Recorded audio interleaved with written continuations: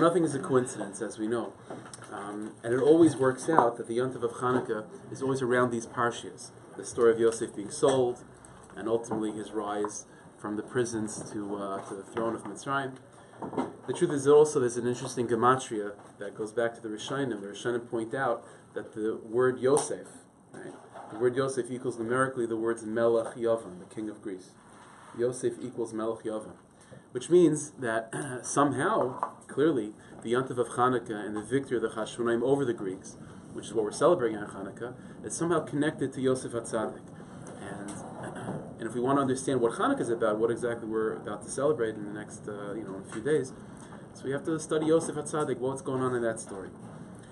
Okay, so let's take a step back. The pasuk says, "Elokim asa es ha'adam yashar, v'hema bikshu cheshbonos rabim." That Hashem made the human being with a natural straightness. What does that mean? It means like this: when Hashem made Adam, we go back to the very, very beginning. When Hashem made Adam with a natural instinctual drive for the right thing. Every human being, we all have our intellect, right? We have our cognitive abilities to analyze and to deduct and reason. But we also have instincts, right? We have instincts. When a person has a situation in life, so sometimes the question is whether to do it or not to do it, make a left, make a right, so you could analyze it with your brain. And then sometimes you have like this gut feeling, right? My gut tells me this is the right thing to do, it's the wrong thing to do. The person has instincts. Hashem Yisbarach made the human being in such a way, Elokim asa es Adam yashar, that the natural instinct of Adam, originally, was always in line with what God wanted. That was his instinct. What went wrong?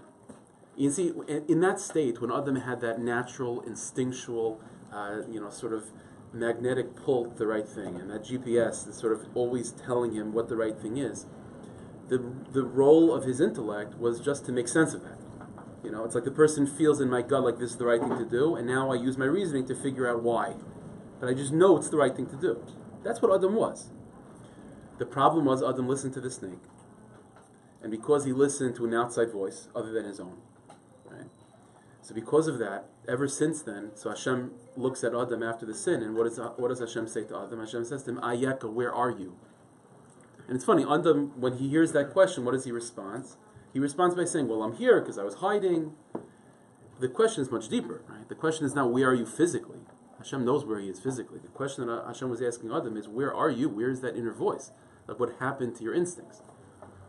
Ever since then, the human being has been put in a situation where we can't trust our instincts, right? We don't know what's right and what's wrong in terms of our instincts. We don't know. And ever since Adam sinned and he listened to that outside voice of the snake, ever since then, man has no choice but to use his reasoning and his intellect to figure out what the right thing is. But the truth is, the objective of the Jewish people and the objective of each and every one of us is to become refined, to become uplifted, to return to that instinctual state of knowing with your gut what the right thing to do is. That's the ideal. I'll give you an example. Avram Avinu, right? Avram Avinu is the first Jew. Avram Avinu begins the program of the Jewish people returning to that state of Adam before the sin, right? That's the ideal, to go back to that state of Adam. What's the first thing Hashem says to Avram Avinu? What's the first line that sort of introduces what Avram Avinu is going to begin, the program, the Jewish people, what they're about? What does Hashem say to Avram Avinu? Lech lecha. What does lech lecha mean? Simply translated, go for yourself. Right? It'll be good for you. But what's the literal translation? Lech lecha, that's what I'm pointing out, means go to yourself. As Hashem was commanding Avram Avinu, is that you are now beginning a mission to build up the Jewish people, and the ultimate goal is what? Is for the Jewish people not to just know intellectually what the right thing to do is, to figure out what the right thing to do is. I want you to be a people that knows in your gut what the right thing to do is. Go to yourself, rediscover that inner voice. And in fact, Avram Avinu as an individual sort of reached a very high level of that. The Gemara says about Avram Avinu that Avram Avinu kept all of Torah before it was given. How did Avram Avinu know about tzitzis and tefillin? Like, how do you know that? So the Gemara says that kloyos narvlos chachma, his kidneys taught him wisdom. What does that mean? So what was the last thing your kidneys ever taught you? What does that mean? So in English, there's a word that we have, the saying that we have is like gut instinct, right? My gut tells me. In Chazal terminology, that's your kidneys. the wisdom of the kidneys means instinct. It means instinct. It means Avram Avinu fulfilled that command of Lech Lecha, go to yourself, rediscover that inner voice. And that's what Avram Avinu as an individual did. Avram Avinu reached a level where he instinctually knew and felt the right thing to do. And then his brain took over to explain why that is. But he knew in his gut what the right thing is. He felt in his gut that tzitzis are, that there's something special about putting on tzitzis. Then his brain activated to figure out why that is. But he had that inner voice. And Avram Avinu begins that, and Yitzchak and Yaakov, until ultimately the Jewish people stand by Har Sinai, right?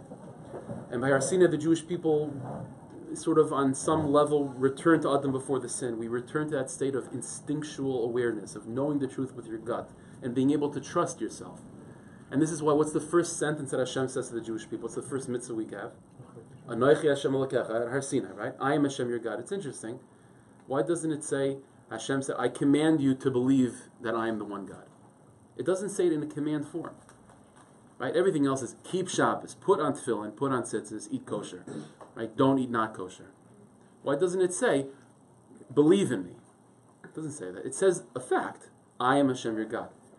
The answer is because what Hashem is telling us with that experience of Har Sinai is that I don't want you to have to intellectually convince yourself that you believe in me. I want you to believe in me. I want you to feel it in your bones that I am Hashem your God. And the rest of the 10 Commandments make sense of it.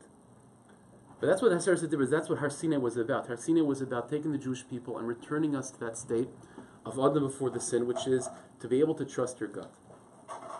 Now, ever since that moment of Har Sinai, the next period of the Jewish people until the end of the first Beis Hamikdash, again we're talking about just big picture history over here.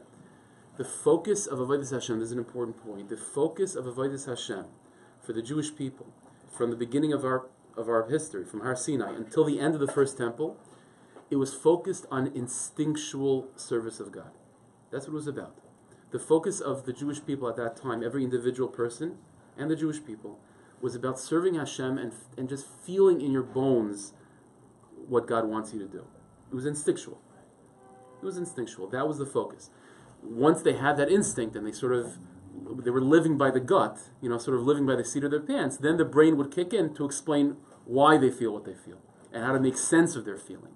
But they were living a life. The Jewish people at that time, the first temple was a period of instinctual relationship with God. It was instinct. Everything was run by instinct. Now, by the way, that obviously led, when a person lives by the gut, and you go with your instincts, so very often your instincts can get the better of you. And you could convince yourself of things that are maybe not so good. And that's why in the first temple, the downfall of the first temple was passion, right? Sins of passion. The reason is because, again, if you live by your gut, you're more instinctual, and the intellect, the reasoning part is sort of taking the back seat. Then, if it works out, if your gut tells you the right thing, then that's great. The problem is if the gut tells you the wrong thing, you end up doing crazy stuff, right? So then a shift takes place. A shift takes place after the first temple is destroyed. And the Jewish people now rebuild the temple, the second Beis Hamikdash. A major shift took place. The Jewish people look back at their mistakes of the first temple and decided that now the focus of Yiddishkeit is going to be reasoning. It's going to be reasoning. No longer do the Jewish people trust themselves. We no longer trusted our gut. We no longer trusted our instincts. And from now on, the Jewish people said, now we are going to serve God. We're going to figure out what to do, not with our gut, not with our instincts. We're going to figure out what to do with our brains, with our intellect. Now, that's a great thing. And that certainly will protect you from making huge mistakes sometimes. But here's the problem. The problem is that when a Jew turns off the instincts, when you turn off your gut, and all you go with is reasoning, then you might be protected from certain sins of passion. That's true. Sins of passion won't get a person if you're living with your brain. If you're living by the gut, you could do crazy stuff. But if you live with your brain and you analyze every situation in front of you, is this right, is this wrong, analytically and cerebrally, you're not going to make mistakes of passion, but you can make the following mistakes. You can convince yourself of things which are really wrong to be very good. I'll give you an example. This is at the time, this bothered me very much. I look back, it's like silly, but at the time, it bothered me. I was in Eretz Yisrael, and I was learning in the yeshiva, not to mention the name, and it was at a time where there was a lot of like hafganot, they make a lot of demonstrations in very Haredi places sometimes, whatever the issue was. And I remember the Rosh Yeshiva was giving a shir, and the shir was, is it mutter or asr to throw a fridge on a cop? Stuff like that. Like, are you allowed to punch an Israeli soldier in the face? Like, are you allowed to do that during Afghanistan? I'm sitting there, and he's going Rambams, Rashbas, and I'm sitting there thinking to myself, what about instinct? Like, doesn't your gut tell you that you're not allowed to punch a Jew in the face? And it came out at the end of the shir. It came out it's asr. Okay, so it came out it's asr. The Rambam Pasuk it's asr. But you see the problem. But you see the problem. When you shut off the gut and you distrust your kidneys so much, and you say that the rest of my life I'm going to run my life purely cerebral, then it's true, you're not going to fall into sins of passion. But you could convince yourself that it's okay to hit a cop. You could convince yourself it's okay to say Lashon Hara, to throw rocks at someone driving on Shabbos. You know what I'm saying? If you turn off your instinct. That's what all the isms are about. That's the problem. That's the problem. You fall into that. This is good. Right. You could convince yourself with the brain. This was the problem. This was the exile of Greece. The exile of Greece was during the beginning of the Second Temple, right? The Second Temple is when the Jewish people made that shift. First Temple, instinct. First Temple, instinct. The problem with the First Temple, sins of passion. Comes the Second Temple, we don't trust our gut anymore. You can't live by the gut. We can't do that. We're now cerebral intellectuals. That's great. You're not going to fall into sins of passion.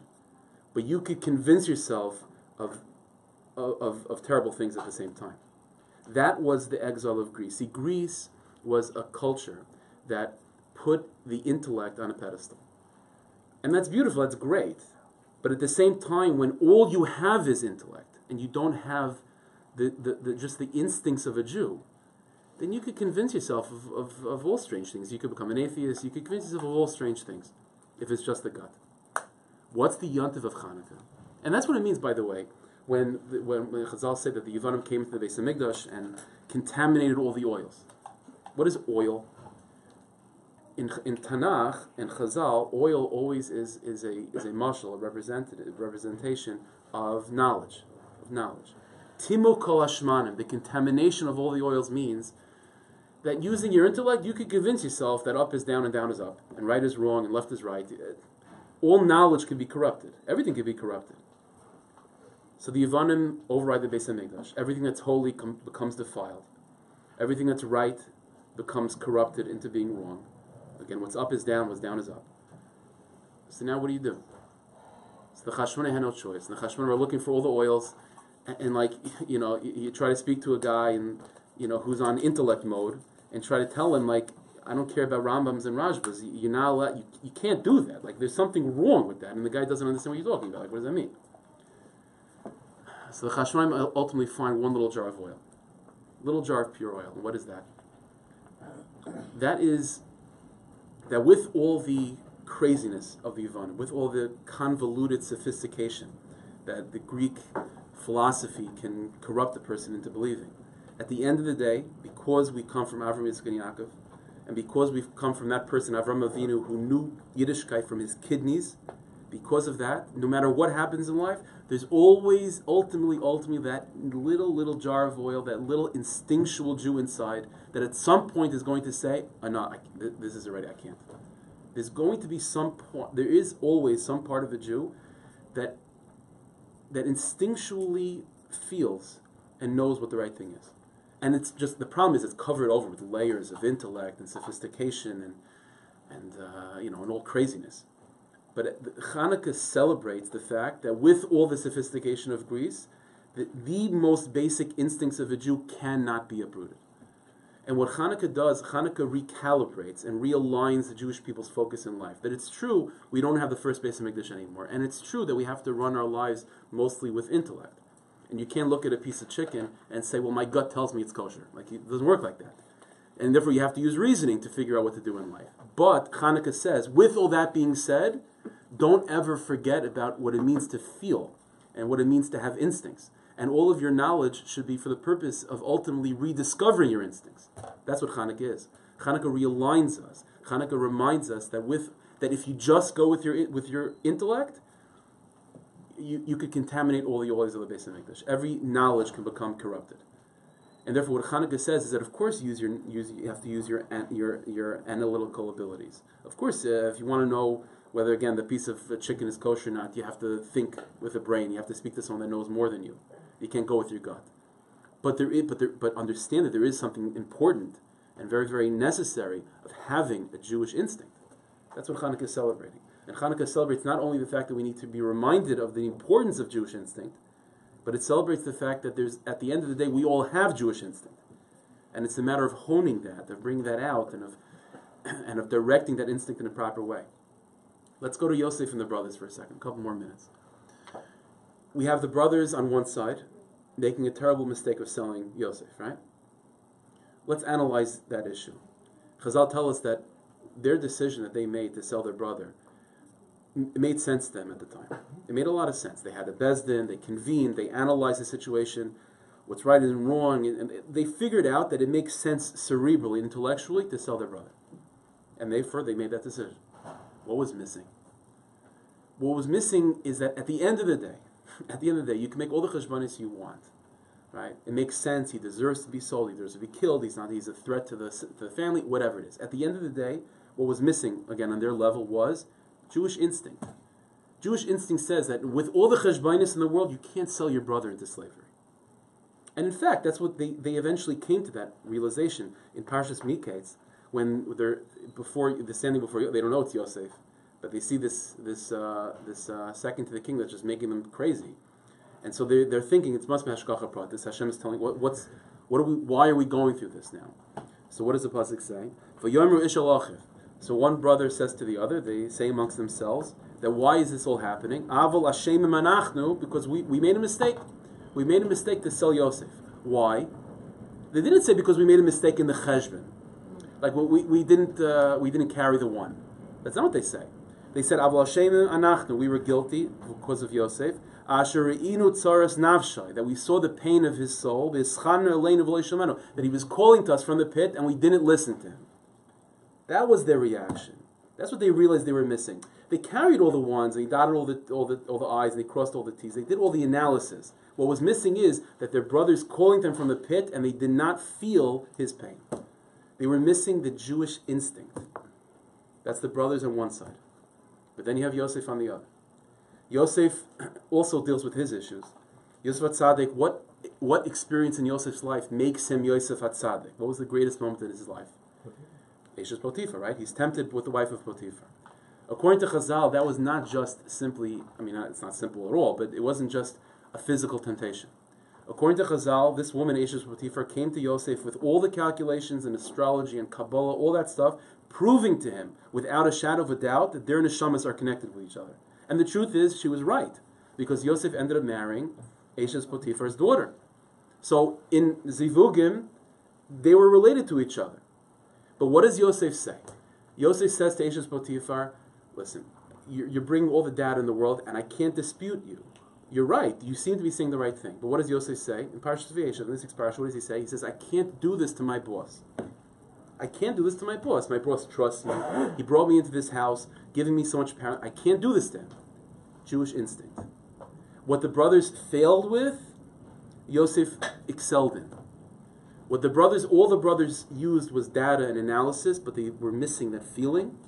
And Yosef saw the data and the analysis, but he was able to be sensitive to his own Jewish heart, and he knew instinctually that this is just not the right thing to do. I can't explain it, but I just feel in my gut that this is inappropriate. And that's how it becomes Yosef HaTzadik.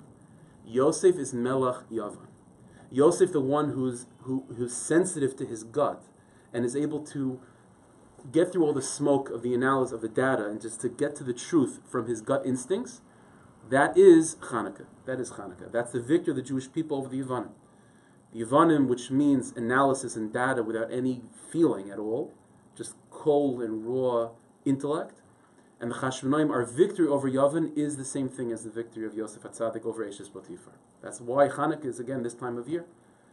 That's the Yontiv of Chanukah. It's celebrating Jewish instinct, the role of Jewish instinct, the need of Jewish instinct, and the fact that we have Jewish instinct. I'll end with this. It's a long Maisa, but just I'll give you the essence of it. Rav Nachman Breslover used to say stories like Mishalom, parables, long stories. So one of his most amazing ones is what's called it's translated as the sophisticate and the simpleton.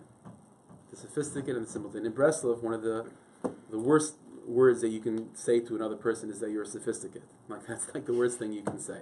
Not the worst thing you can say. A sophisticate means not just someone who's smart. Smart is always a good thing. It means a cynic, someone who's sophisticated, who thinks he's sophisticated, you know? So the Maisa goes, he said that there was once a village, and in this village there was two people. They both had the same education, same background, same IQ.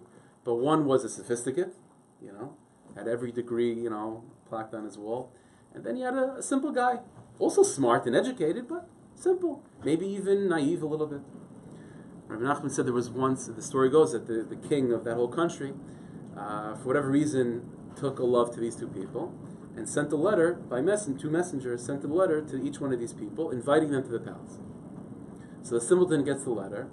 He says, wow, the king thinks of me. He knows who I am. That's already amazing. And he invites me to his palace. That's unbelievable. He tells his wife. He gets his bags all packed. Unbelievable. He goes to the palace. And, the rest is, happily ever after. The sophisticate gets the letter, and he starts thinking to himself, why would the king take an interest in me? That's the first question. Why would the king take an interest in me? And he thinks to himself, it doesn't make any sense.